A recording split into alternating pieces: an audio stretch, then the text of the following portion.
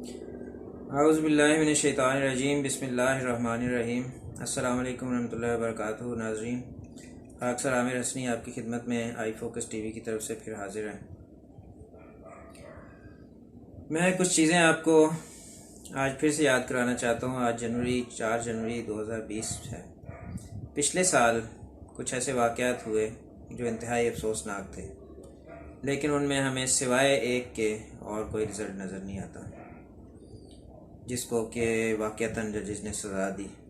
तो जब ऐसे नज़र आता है तो फिर यह महसूस होता है कि शायद उसकी कोई ख़ास वजह थी कि उसको सज़ा देना पड़ी, यानी ज़ैनब के कत्ल केस का वाक़या।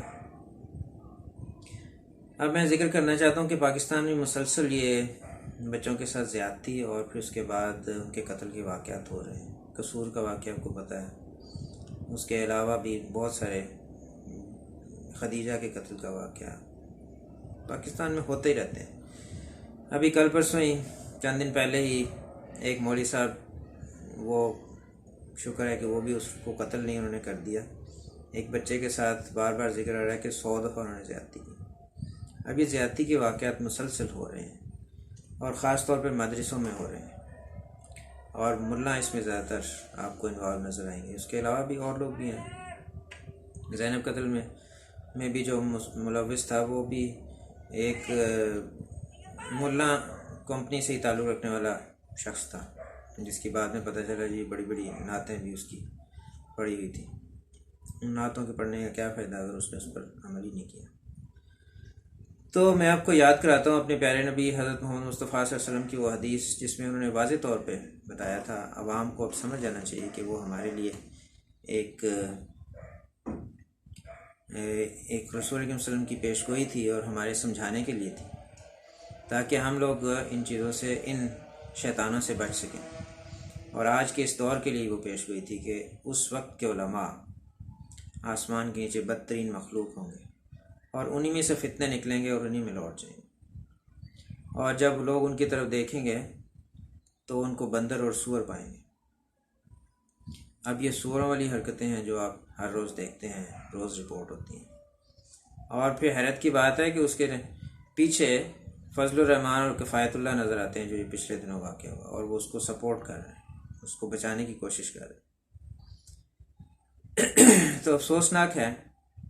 और फिर दुख होता है हमारे इस अदालती निज़ाम पर कि जिसको ये सारे वाक़यात तो नज़र नहीं आते जहाँ पर फांसी देनी हो, और अगर फांसी देने का शौक़ पैदा होता है तो वो एक मुहिब्बे वतन और आर्मी चीफ जनरल मुशर्रफ को, उनको शौक़ पैदा होता है कि उसको हमने लटकाना है।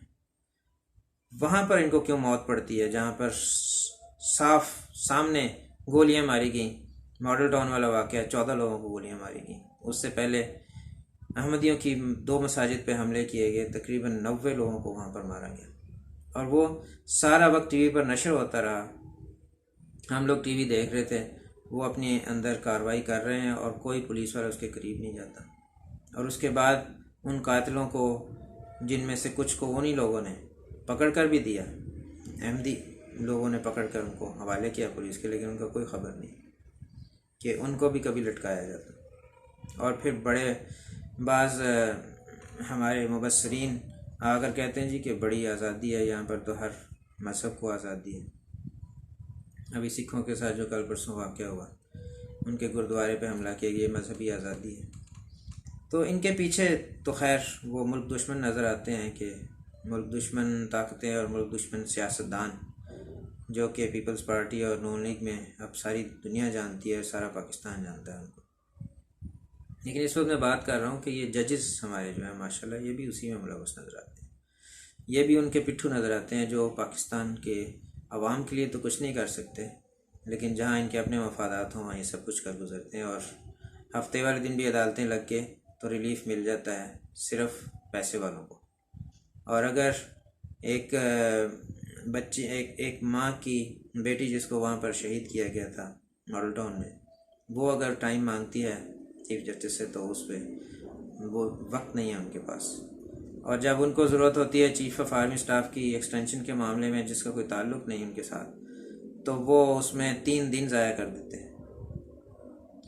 और फिर हमारी अदालतों का मैं आपको दोबारा से याद करवाऊँ, आवाम भूल ना जाए और गवर्नमेंट भी भूल ना जाए कि जो JIT बनाई गई थी, स्पेशली इस गवर्नमेंट ने आके बनाई थी, उसको लाहौर हाई कोर्ट ने काम से रोक दिया और उस पर आवाम ने भी कोई जिक्र नहीं किया उसका। और सिवाय इसके कि सदीक जान साहब को मैं देखता रहता हूँ उसका जिक्र करते हैं, अल्लाह ताला उनको जज़ा दे, वो बार बार जिक्र करते हैं। इस तरह हम लोगों को भी बार बार जिक्र करना चाहिए ताकि गवर्नमेंट जो है इन चीज़ों को भूले ना कि ये जो जुल्म हुआ था इनके कातिलों को कब सज़ा मिलेगी। किसी एक कातिल को सज़ा मिलेगी तो अगले उसके बाद उसकी पेशबंदी हो सकेगी कि आइंदा ऐसा वाक़या ना हो। अगर हम इनको छोड़ते जाएंगे, और जैसे कि वो जो सेठ वकार ने माशाल्लाह से परवेज को सज़ा सुनाई, उसके बारे में ये इल्म हुआ कि उसने 70 से ज़्यादा ऐसे लोगों को जिसको कि आर्मी की अदालतों ने सज़ाए मौत सुनाई थी, उनकी तखरीब कारी और उनकी दहशतगर्दी के वाक़यात के नतीजे में उनको उसने बरी कर दिया। तो यहाँ पर पता चलता है कि हमारी अदालतों की क्या मयार है।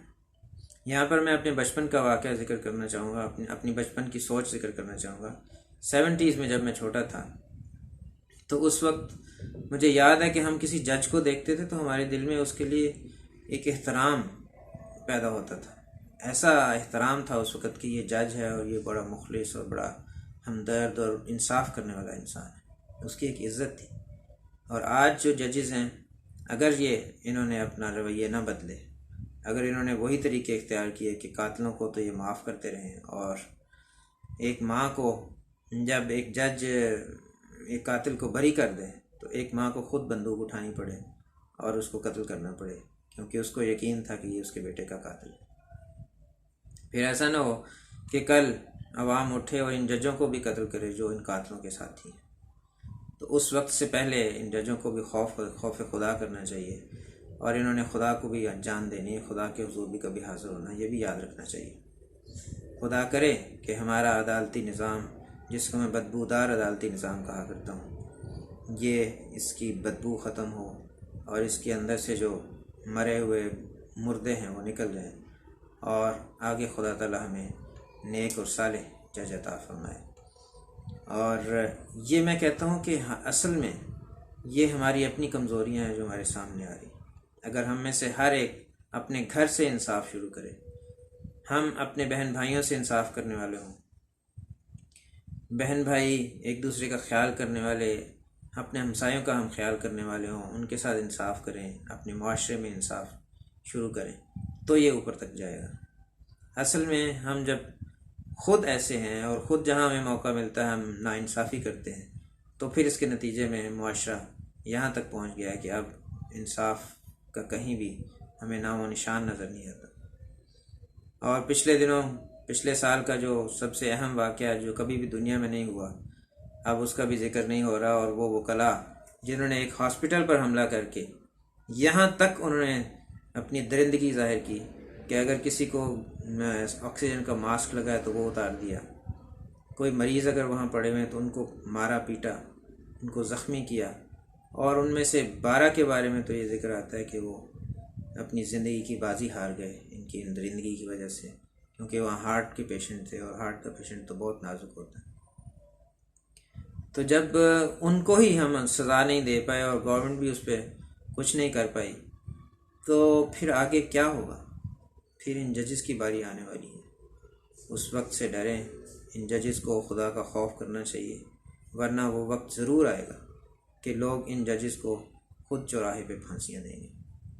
ये जो दूसरों के लिए मददगार बनते हैं, चोरों और कातिलों के ये साथी बन जाते हैं, और आवाम को जहाँ उनके कातिलों को सज़ा देनी चाहिए वहाँ पर उनको सज़ा नहीं देते और उनको बरी कर देते। अल्लाह ताला उस दिन से हमें बचाए और हमारे वतन को जल्द अज जल्द इन शैतानों के चंगुल से निजात दे। और इमरान ख़ान का खुदा भला करे जो इस गवर्नमेंट इसमें आवाम के लिए कुछ करना चाह रहा है और उसको पीछे से खींचने वाले बहुत हैं, उसके साथ ही उसको नहीं करने देते बहुत सारे काम। अल्लाह ताला इन सब शरीरों के शर से हमारे वतन अज़ीज़ को महफूज रखे और उनसे हमें निजात अता फरमाए।